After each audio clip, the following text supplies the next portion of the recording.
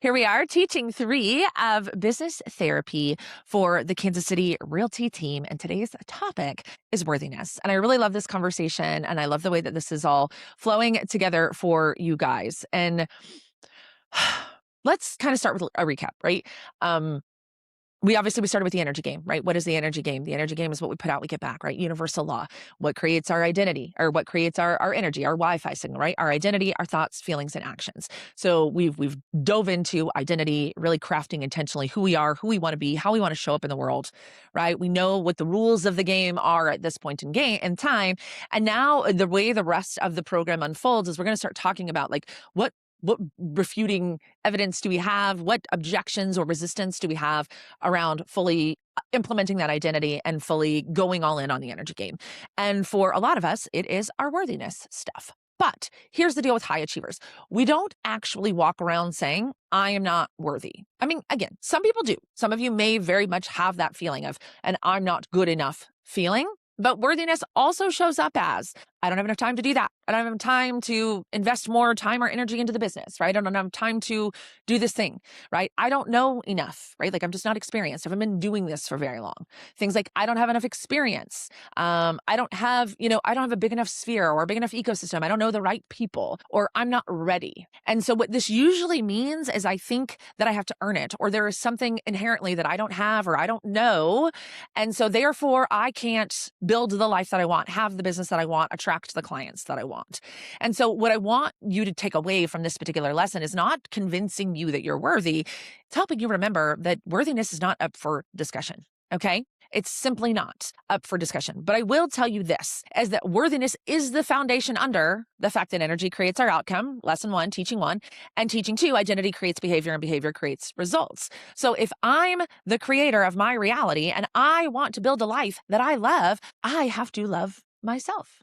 If I want abundance, if I want to make a lot of money, if I want to, experience a lot of financial freedom, I have to see myself as the kind of person who receives abundance. If I want high value clients, smart clients, clients who do the work, clients who respect my time, I have to see myself as a match for that energetic standard. So the foundation under, am I an energetic match to what I say that I want, is if I don't love myself and I want love, we can't be. Right.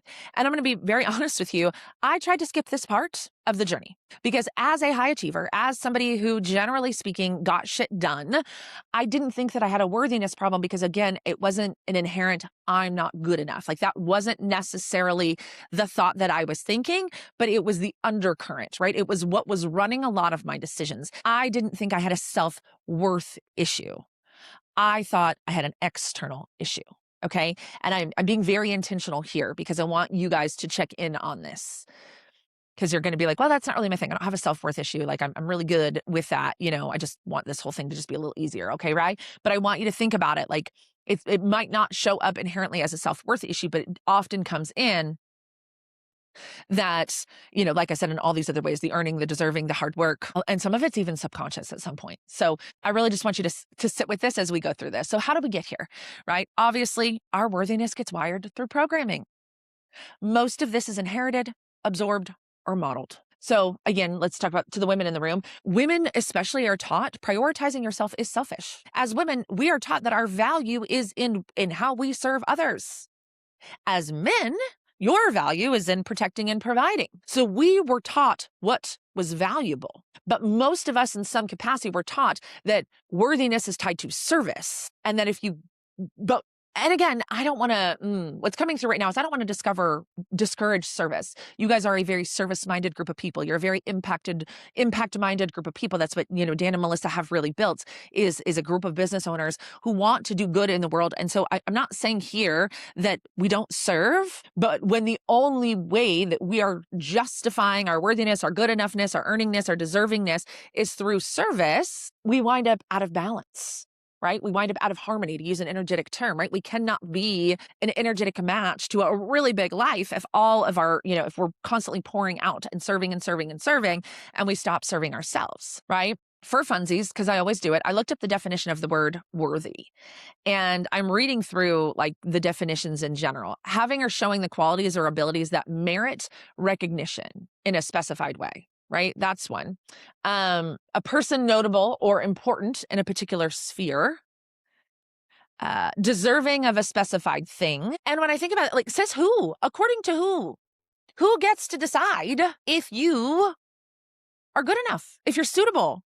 I'm just reading through this list again, right? Like, if you're notable or important, who's making that decision? The reason why worthiness is a friggin' scam is because it leaves it outside of you. You need something outside of you to tell you that you're worthy. Like, in and of itself, it's a catch-22. Because if you need the outside world to think that you are important, you're going to be waiting for a while, right? If you need the bank account to look a certain way before you feel good enough, if you need to have, done enough transactions to feel qualified, I don't know, right? Like, you constantly need the outside world to change for you to be okay. Worthiness is impossible to capture, if you will, because it's about the outside world. And the energy game is an inside out game, right? It's an inside out game. But here's how it shows up. Worthiness becomes an if then life. If I had more experience, then I would hit my goals. If my marketing was better, if I was just better on camera, then I'd be successful. If I knew more, then I would be really confident with clients. If I was better at this, then I would finally deserve it. And that is quite literally the root of not good enough. If then thinking is separation, it means that something has to change in order for me to get what I want. You can't create from that place. That's a lie. You can create from that place. It often doesn't feel very good, right? So this shows up very specifically in high achievers. When you don't feel worthy of more, you become a match for just enough. I call it the just enough frequency. Just enough clients, just enough money, just enough success, just enough time, just healthy enough. Nothing is wrong inherently, right? But it's just enough. It doesn't feel like overflow. It doesn't feel like more than enough. It doesn't feel easy. It doesn't feel like I can relax. There's still some tension in it, because wanting more triggers guilt and selfishness stories, right? We've been programmed to believe that we shouldn't want more than our fair share. We've been programmed to believe that if we take a lot, that we leave somebody else without. We've been programmed to believe that our worth is in serving others. And so we say yes and we want to say no. And then you guys have the real estate layer on top of that the industry literally reinforces lack and urgency for you. I don't know how many realtors over the years that I have talked to that have told me that, like, well, I have to take it when it comes, because you never know when the market's going to turn. I can't turn deals down. Like, I have to work this much because the market's good and the market might not be good. And I can't spend any of the money that I have because at some point in time, the market might not be good enough, right? It reinforces that lack and urgency. I've heard realtors say before that, like, every time you close a deal, you find yourself unemployed. Right? There's this urgency that if I don't answer the client right away, they're going to go work with somebody else. There's this urgency, if I don't get this offer in fast enough, the house might go to somebody else. And the industry reinforces this. And then that creates a nervous system pattern of never feeling safe. And then what happens? We start negotiating with ourselves. Worthiness wounds make us start bargaining with our life, right? Like, I don't love my business, but at least my relationship is really great, right? At least all of my bills are paid. I'm really happy for that. I don't really love the clients I'm working with right now, but I'm just so grateful that I have clients. There's plenty of people out there who don't have any. Or it might be the other side, where my relationship, it's really not, it's hard, but I don't have time with it right now. At least I'm killing it at work, right? And underneath that is, I don't get to have it all. And then worthiness is this place where you start settling and you call it maturity. This is just the way the life is. It's not supposed to be butterfly and rainbows. And we just normalize the way that it is. So what do we do about it? Right? Now that we've identified, I'm assuming at this point in the game, in this conversation, you have identified where some of your worthiness comes up, what that sounds like in your head. If it's not the word worthiness, I'm okay with that, right? So how do we rebuild our worthiness? And it starts with our relationship with ourselves, okay? It starts with our relationship with ourselves.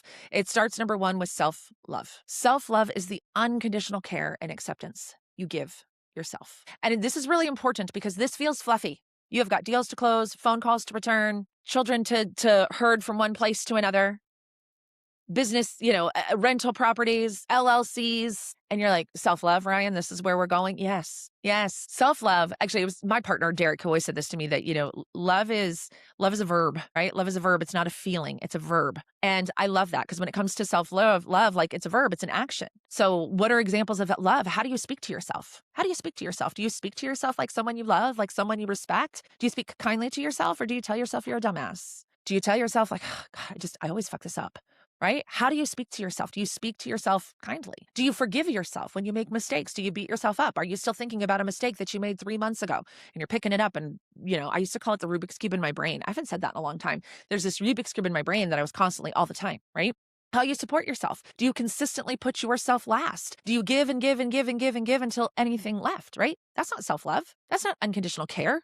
When everybody else is taken care of, then I will take care of myself, right? Do you treat yourself like someone you love?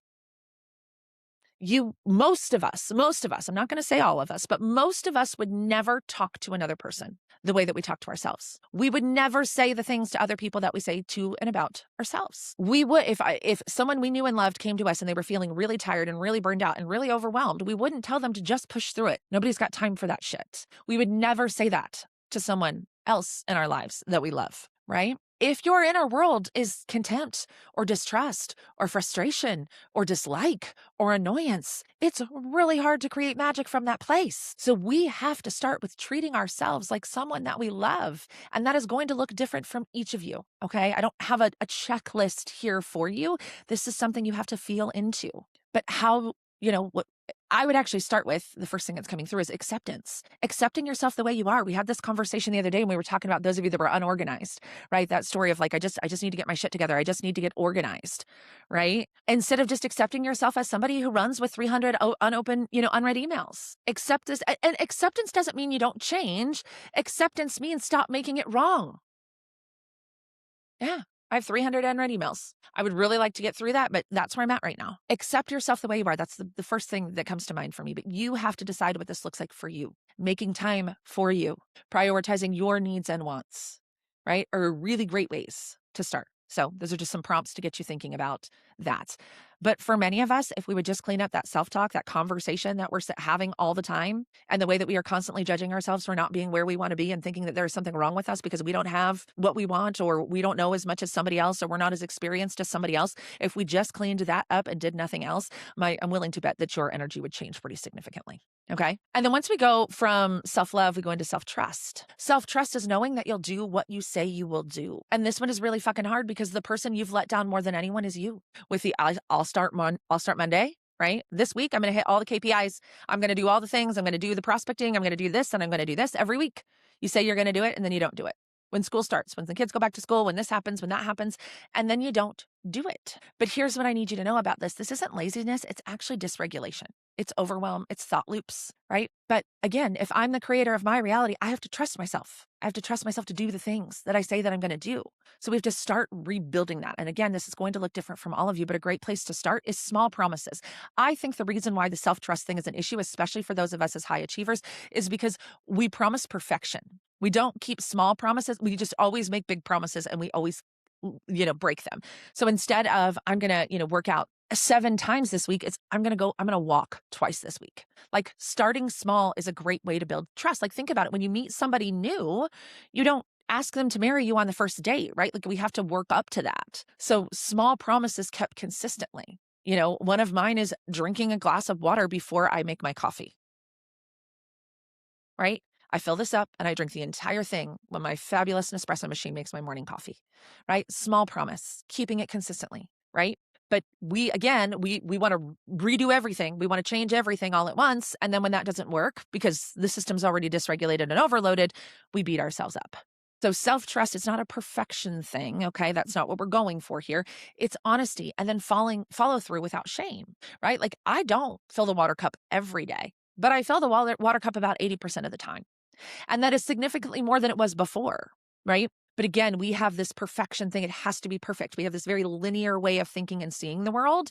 And so again, when we go to impact change or we want to do something differently, we try to go all in, and that's too much pressure on an already overloaded system. So a great way to start building trust with yourself is to small little things. What I love about the energy game, what I think is so powerful about it is the compound effect that it has.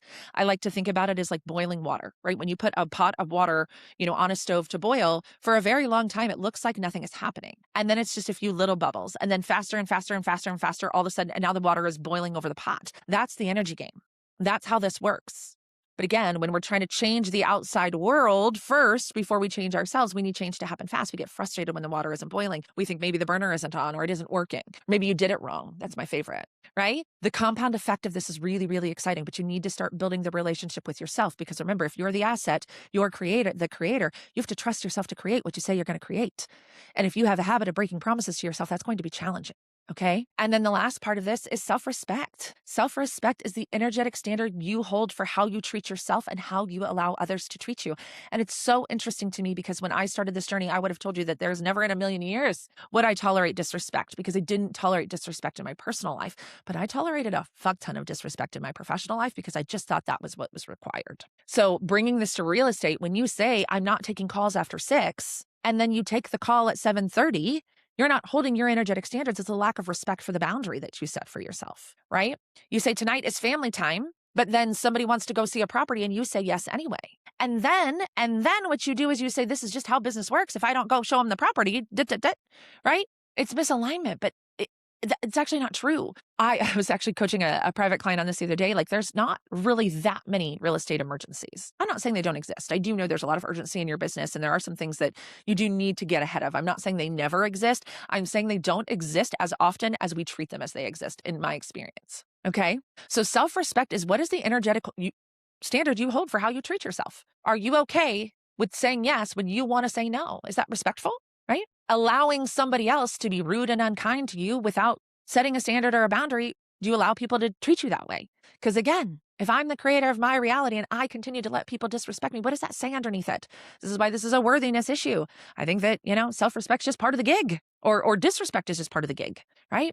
Having to be available all the time is just part of the gig. That's not true. And the reason we know that it's true is because we know people who don't do that. Right? But here's what's really, really important about this. You teach the world how to treat you by how you treat you. The Wi-Fi signal you put out is the one that you get back. If you treat yourself poorly, the world will treat you poorly. If you treat yourself like you don't matter and your needs aren't important, and your goals, dreams, desires aren't important, and you just have to do what everybody else says to do because you're a realtor and that's just the way that it is, that is how you will be treated. So self-love, self-trust, and self-respect are the foundation of energetic alignments. If it is my identity and my energy that is creating my reality, and I want to work with people I love and do things that I love and trust that the business that I'm doing is good business and feel like people respect my standards and boundaries, I have to go first. I have to treat myself that way. We don't get to skip this part. This is the intangible part of the journey. It is the one that is the easiest to skip. Please don't. It will make your journey longer. I speak from personal experience on this one, okay? So let's talk about enoughness and the illusion of not ready. What? Right? So worthiness shows up in like tiny little questions. Do I know enough? Am I good enough? Have I done enough to deserve this? Did I work hard enough for this? Am I ready? Right? And my favorite question to ask whenever a client comes to me with these types of questions is, who decides how much knowledge makes someone smart enough? Who decides the amount of knowledge? Because we all know people that have an abundance of knowledge that you wouldn't trust to do some things. And you also know people that don't have a ton of knowledge, but they just seem to figure shit out. Who decides what enough is? And of course, I love definitions. So the definition of enough is what is required. Everyone sitting in this room has more than what is required. Your basic needs are met. Your survival needs are met. You technically have enough. So the only person telling you it's not enough is you, because by definition, you have enough. So the not enoughness is self-diagnosed. And most of us don't feel like it's enough because we keep moving the damn finish line. My goal was originally to sell 12 properties, but you know what? Now that I'm at like 7 and we're more than, we're only a few months in, I'm going to move the goal, right? The mind game tells us to fix yourself until you're enough. The energy game is to stop assuming you were never enough to begin with, that there was ever going to be something that made you feel enough other than the decision that you made about it. When you believe that you are lacking in some capacity, you stay energetically separate from what you want. You cannot be a match, right? But what's also really important here is that I believe that the desires on your heart aren't random. I believe that desires of your heart are put there by God, source, the universe. And the reason, again, that we know that this is true is because not all of us want the same thing. You might all want thriving real estate businesses, and I love that for you, but it all looks and feels different from every single one of you. But they aren't random. They're yours. You want it because it's yours. Your work is alignment, not permission. Worthiness is asking for permission. Can I have it? That's not up to you. Yes, you can have it if you align to it. You're not here to question whether or not you deserve it or you can have it. You're here to become an energetic match. That's the energy game. So what are some practical shifts we can make around this, okay? Practical shifts. 1, comparison is a worthiness leak. We talked about this, I think, in our first session together as a group, right? Comparison is the mind game. Comparison finds lack inside of the abundance, right? That person has more than me. That person is better than me. That person got that deal that I didn't get. That person got that listing that I didn't get. And it just assumes that there must be something wrong with me, right? That person is making more money than me, right? Okay, what does that have to do with anything? If you're the creator of your reality and your energy creates, what somebody over there has to doing have anything to do with you? Nothing. This is what we call mental gymnastics. It is a waste of energy. It is a power leak. Okay. I also see this in somebody, I said this to you guys the other day. I was like, this is finding lack in the abundance. Say, for instance, your goal was to make $20,000 a month, and this, the month you only make 12,000. You obsess over the missing 8 instead of honoring the 12 that you made, right?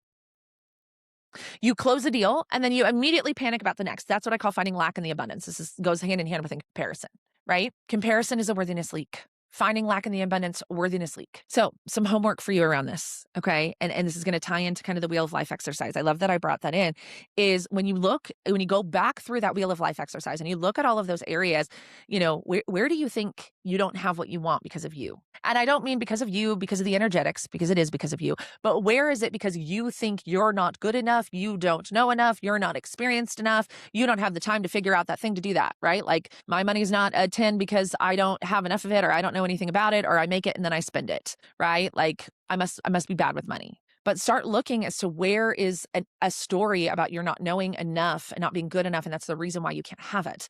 Because again, all that is it creates separation. And I'm also not saying that like we never need to learn new skills, especially in your industry, right? You guys are talking about there's so many changes happening. So I don't believe that like we never need to learn new things. I believe that we think I can't be successful until I know all of the things. I think that's the story that goes behind it. The way that I take this is when I am, and the name of my identity of the greatest version of me is the happy woman, right? When I'm the happy woman, like I pursue skills and information that excite me. I pursue skills and information that make me feel elevated and make me feel like I can be a better resource for my clients. So of course I'm going to learn about these things, but not because I'm going to be left behind if I don't, but because I want to be the best at my job. I want to be the best at the service that I provide. So a lot of this is just a perspective shift.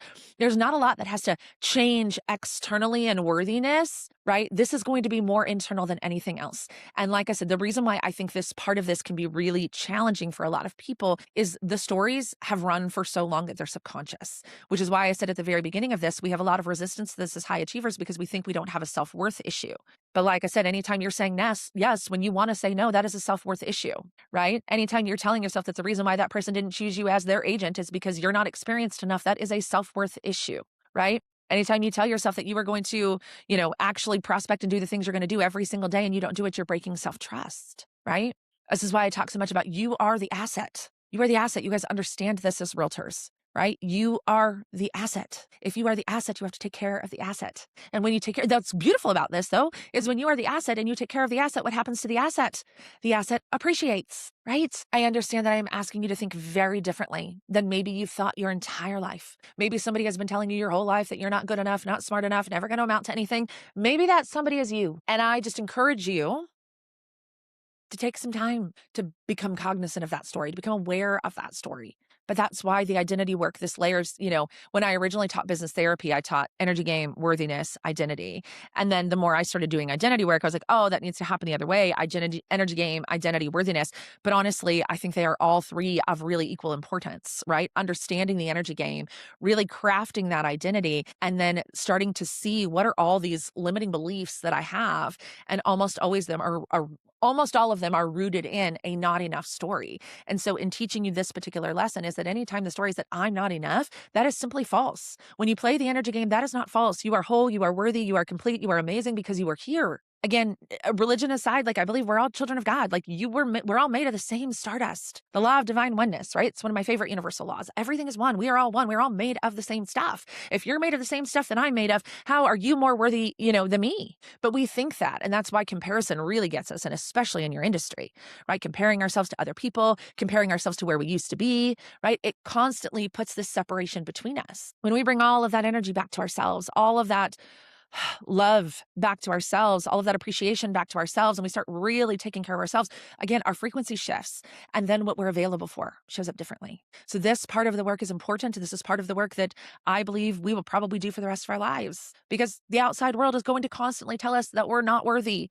The outside world is going to constantly tell us that we're not good enough. Real estate's going to tell you that, right? Politics are going to tell you that. Social media is going to tell you that. The world's going to tell you that. It's because they profit off of it, right? We've giggled about that a few times, right? Capitalism. Capitalism needs you to believe that you're not good enough. That is not true. It's not true. Not even a little bit. It's not up for discussion, right? So if you want more, and I believe you all do, right? You're going to have to stop treating yourself like you have to earn your place in your own life. You're the creator of your life, not the one earning your place. You don't earn worthiness, you remember worthiness, and your results will never outgrow your relationship with yourself. Okay. So I'm going to give you two prompts. Okay. Two prompts, two things, two action items to take from this. Okay. What's one small promise I can keep this week to rebuild self-trust? Okay. What is one small promise I can keep this week to rebuild self-trust? And then what's the most common if-then sentence I say about my success? Like, if I just had a little bit more time, if I just was a little bit better marketer, if I just knew a little more, if then I would. What's your most common if-then sentence? I'll see you guys soon.